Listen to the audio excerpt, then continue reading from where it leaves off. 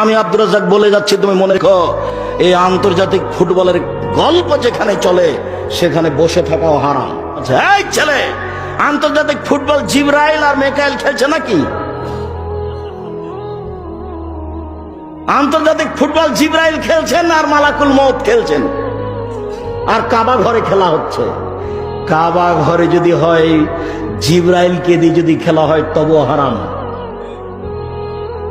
দেখি কোন মায়ের বেটা মাটির উপরে এমন জন্মে আছে যে বলে দিবে এটা হালাল। কিভাবে বলেন উনি? এটাই জুয়া। এই আন্তর্জাতিক ফুটবলকে নিয়ে কত পাপ আছে, কত হাততালি আছে, কত জিনা আছে, কত মারামারি আছে, বিলিয়ন বিলিয়ন ডলার খরচ আছে, অবৈধ অন্যায় আছে, মুখামুখি আছে, গালি গলজ আছে, কত কি আছে, তার কোনো সীমা নাই। তারপরেও নাকি জুয়া